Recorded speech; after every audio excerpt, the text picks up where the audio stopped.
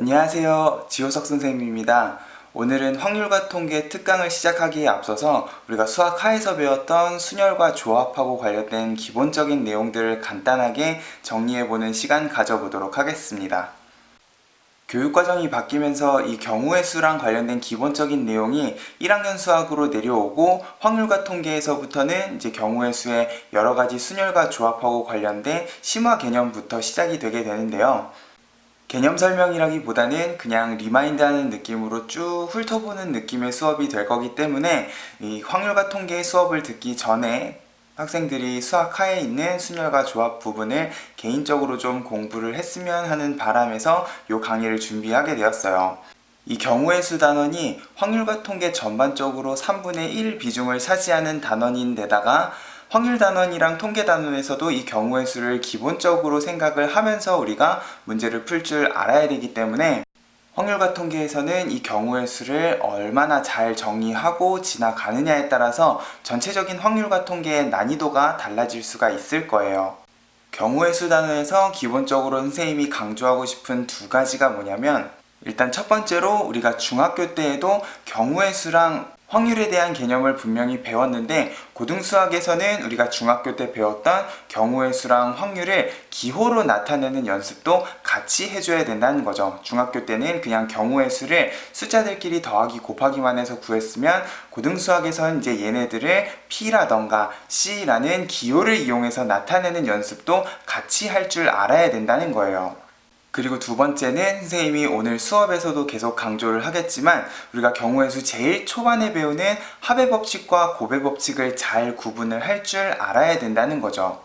이 두 가지 원칙을 무시하고 경우의 수를 그냥 중학교 때 경우의 수 구하듯이 일일이 노가다로 구한다던가 아니면 기세와 인내심만으로 풀려고 하면 이제 고등수학에 나오는 복잡한 유형의 경우의 수 문제들을 풀 때 많은 어려움이 있을 거기 때문에 이제 앞으로 경우의 수 문제를 풀 때는 꼭 기호화하는 연습, 그리고 문제에 주어진 상황에서 합의 법칙과 곱의 법칙의 상황들을 잘 분류를 해서 효율적으로 경우의 수 문제를 푸는 연습을 지금부터 하면 좋을 것 같습니다. 그러면 경우의 수 합의 법칙과 곱의 법칙에 대해서 이야기를 먼저 해보도록 할게요. 우리가 경우의 수 문제를 풀다 보면 내가 구한 경우의 수들을 언제 더해야 되고 언제 곱해야 되는지가 명확한 문제가 있는가 하면, 여러 가지 복잡한 조건에 대해서 경우의 수들을 쭉 구해놨는데 얘네들을 더해야 되는 건가 곱해야 되는 건가가 헷갈리는 문제들이 종종 등장을 하게 됩니다. 그래서 선생님이 여기 합의 법칙하고 곱의 법칙 일단 교과서 내용부터 정리를 해봤는데, 우리가 기본적으로 합의 법칙을 적용해야 되는 경우의 수는 교과서에서 동시에 일어나지 않는 경우라고 배웠고, 곱해야 되는 경우는 사건들이 동시에 일어나는 경우라고 이야기를 했었어요. 근데 이 두 가지 분류만 가지고는 우리가 언제 더해야 될지 언제 곱해야 될지가 명확하지가 않다는 거죠. 그래서 선생님이 밑에 몇 가지 더해야 되는 경우랑 곱해야 되는 경우들을 분류를 해봤는데, 항상 문제에서 내가 원하는 사건, 문제에 주어진 사건이 주어져 있으면 내가 구한 경우의 수들을 쭉 정리를 했더니 내가 원하는 사건이 다 끝났다. 그러면 그런 경우의 수들끼리는 전부 다 더해주는 게 맞을 거예요. 근데 내가 중간중간에 경우의 수를 구했는데 요 경우의 수랑 요 경우의 수 각각이 내가 원하는 사건을 만족하지 않고 얘네 둘을 다 합쳐야지만 내가 원하는 사건이 끝난다라고 하면은 그 경우의 수들끼리는 전부 다 곱해줘야 된다는 거죠. 실제로 경우의 수 문제를 풀다 보면 문제에 주어진 조건에 대해서 어떤 조건을 만족시키기 위해서 내가 제일 처음에 분류를 하게 되는 여러 가지 경우들이 있을 건데, 이 각각의 경우들은 주어진 조건을 만족하는 1번, 2번, 3번 각각의 다른 경우이기 때문에 이런 것들은 우리가 경우의 수를 다 구한 다음에 더해준다 라고 기억을 해주면 될 거고, 요 각각의 경우들 안에서 내가 요 조건을 만족하기 위한 세세한 경우의 수들을 구하는데, 이런 경우들은 우리가 경우의 수들을 곱한다 라고 기억을 해주면 될 거예요. 결국 우리가 경우의 수 단어에서 배우는 이 순열과 조합이라는 것도 결국 여기 있는 전체 경우의 수들이 곱해져 있는 경우들이기 때문에 합의 법칙, 곱의 법칙의 관점에서 내가 제일 처음에 합의 법칙을 고려해서 각각의 조건들을 만족시키는 여러 가지 경우들을 찾았으면 여기 있는 순열과 조합은 그 안에서 첫 번째 조건, 두 번째 조건, 세 번째 조건 각각에 대해서 각 경우를 만족을 시키는 곱의 법칙을 간단하게 정리하는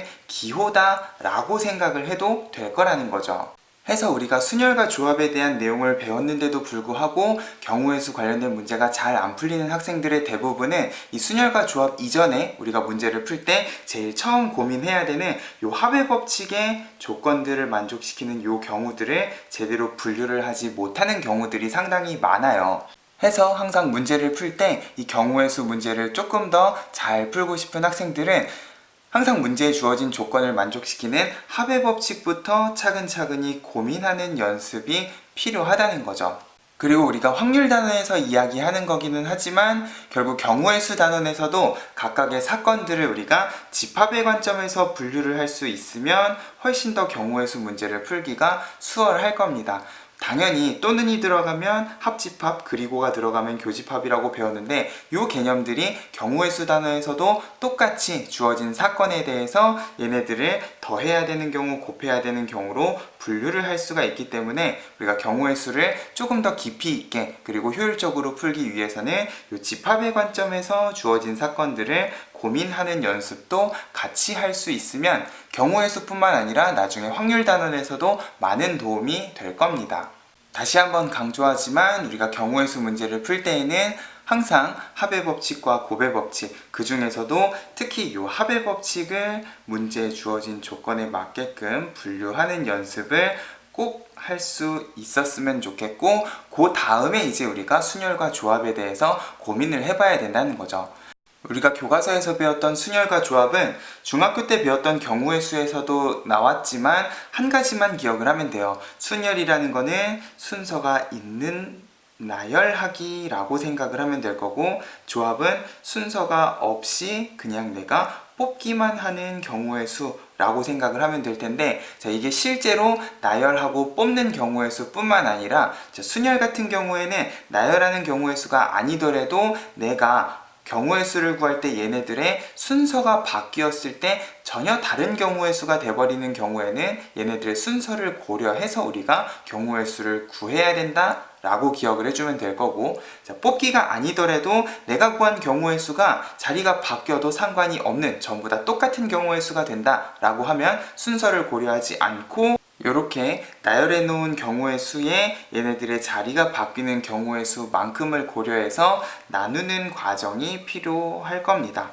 그래서 순열 같은 경우에는 n개 중에 r개를 일렬로 나열한다, 혹은 나열하지 않더라도 얘네들의 순서가 존재를 하는 경우에는 그냥 n부터 r개까지, 자, n부터 r개까지다 보니까 n-r에다 플러스 1까지를 곱하는데, 자, 요거는 중요하지 않아요. 예를 들어서 내가 5개 중에 3개를 나열하고 싶으면 5에서부터 3개만 나열해주면 되는 거기 때문에, 자, 수식적인 부분은 너무 깊이 있게 생각하지 않고 얘네들을 나열하는 경우에는 그냥 n부터 r개만큼을 쭉 곱한다는 느낌으로 공식을 기억을 해주면 될 거고, 조합은 그렇게 나열해 놓은 경우의 수에다가 내가 나열한 요 r개가 순서가 바뀌어도 경우의 수는 달라지지 않기 때문에 걔네들만큼의 경우의 수를 추가로 고려해서 나눠준다 라는 느낌으로 기억을 해주면 좋을 것 같습니다. 해서 결과적으로 우리가 구해야 되는 경우의 수 자체는 달라지지 않는데, 요 n개 중에 r개를 나열하는 경우, n개 중에 r개를 뽑는 경우의 수를 표현을 할 때 우리가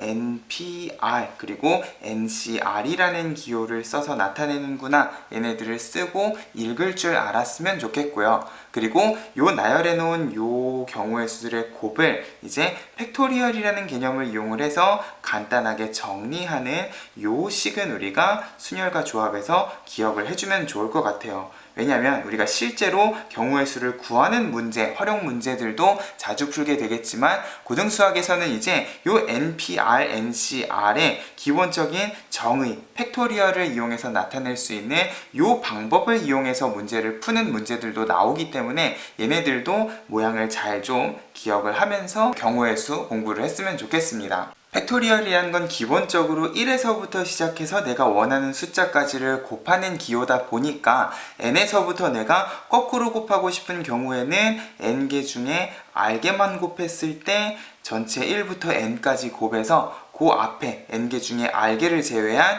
1부터 n-r까지 곱을 다시 나눠주는 느낌으로 이렇게 간단하게 정리를 해줄 수가 있을 거고, 조합 같은 경우에는 고 NPR에다가 추가로 R 팩토리얼만 더 나눠주면 되는 느낌으로 이 두 가지 모양을 꼭 좀 기억을 해줬으면 좋겠고, 그 밑에는 교과서에 나와 있는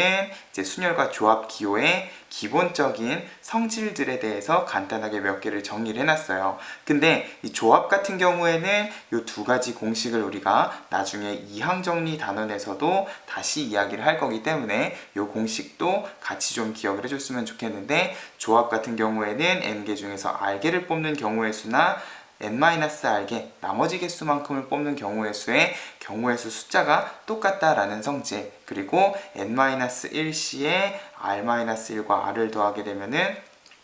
n은 1 증가하고 r은 이 둘 중에 큰 숫자. 자, 결국 n이 똑같은 조합에 대해서 이게 n-1이 아니더라도